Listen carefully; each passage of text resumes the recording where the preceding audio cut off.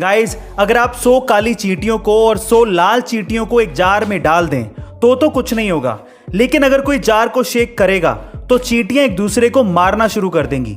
लाल चींटियां ये समझेंगी कि काली चींटियां उनकी दुश्मन है और काली चींटियां ये समझेंगी कि लाल चींटियां उनकी दुश्मन है। लेकिन असली दुश्मन कौन है? जिसने जार को शेक किया था। ऐसा ही कुछ हमारे समाज में भी होता है। लड़ाता कोई और है और नुकसान हमारा होता है। तो अगली बार एक दूसरे से लड़ने से पहले ये सवाल जरूर अपने आप से पूछ ले कि जार किसने शेक किया, यानी कि आपकी लड़ाई में किसका फायदा है, कौन आपको लड़ाना चाहता है। बात बहुत गहरी है, लेकिन अगर समझ में आ गई हो, मैं समय हूं, मैं हूं तो बड़ा बलवान, लेकिन मनुष्य की सोच के हिसाब से मैं क्या हूं, आज मैं आपको बताता हूं। मैं यानी कि समय धीमा हो जाता हूं जब तुम किसी का इंतजार कर रहे होते हो। मैं तेज भागता हूं जब तुम कहीं जाने के लिए लेट हो रहे होते हो।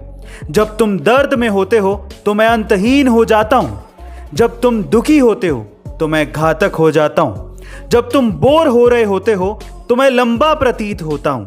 और जब तुम खुश हो रहे होते हो तो मैं कम यानी कि छोटा प्रतीत होता हूं। मैं समय हूं और शायद यही मनुष्य मेरे बारे में सोचता होगा। क्या आप भी यही सोचते हैं? बताइएगा जरूर। आईपीएल में हारी बाजी कैसे जीती जाती है वो सीएसके ने थोड़े दिन पहले ही करके दिखाया था। लेकिन आईपीएल में जीती हुई बाजी को कैसे हारा जाता है वो पंजाब ने कल ही करके दिखाया है। जी हाँ गाइस, आप ठीक सुन रहे हैं। अच्छा खासा मैच जो कि पंजाब आसानी से जीत सकता था, जिसमें पंजाब को आखिरी ओवर में मात्र 4 ही रन चाहिए थे और 8 विकेट उसके हाथ में थे, पर फिर भी वो मैच निकल गया राजस्थान रॉयल के एक युवा गेंदबाज की गेंदबाजी की वजह से, जिसका नाम है कार्तिक त्यागी।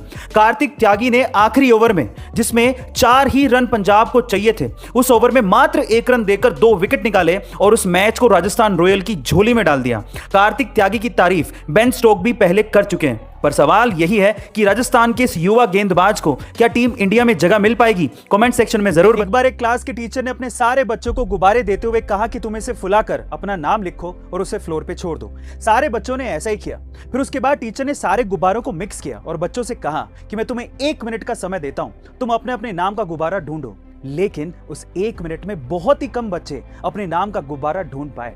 उसके बाद टीचर ने कहा कि कोई बात नहीं, अब तुम एक काम करो, तुम्हारे हाथ में सबसे पहले जो भी गुब्बारा आ रहा हो उसे उठाओ, उस पे जिसका भी नाम लिखा है उसे वो दे दो। ऐसा करके आप बिलीव नहीं करेंगे कि 1 मिनट के अंदर अंदर सारे बच्चों को अपना अपना गुब्बारा मिल गया। गाइस, यहां सीखने लायक बात यह है कि हमारी जिंदगी में खुशियां भी गुब्बारों के जैसी होती हैं। ये हमें नहीं मिलती अगर हम अपनी खुशियां ढूंढते रहेंगे, लेकिन अगर हम दूसरों की खुशियों का भी ख्याल रखेंगे तो शायद हमें हमारी खुशियां भी मिल जाएं। गाइस, सामने वाले के हाव भाव को समझना भी पर्सनालिटी डेवलपमेंट का एक पार्ट होता है। कैसे? चलिए उसे 2 एग्जाम्पल से समझते हैं। नंबर 1, अगर कोई व्यक्ति आपसे कुछ छुपा रहा हो या फिर झूठ बोलने की कोशिश कर रहा हो तो उस चीज के बारे में बार बार उससे जिक्र ना करें। इनफैक्ट इसका एक दूसरा तरीका भी है। आप उसकी आंखों में देखिए। लंबे समय तक उसकी आंखों में देखने से उसे आपसे झूठ बोलने में असहजता महसूस होगी और हो सकता है कि वो आपसे सच बोलने लगे।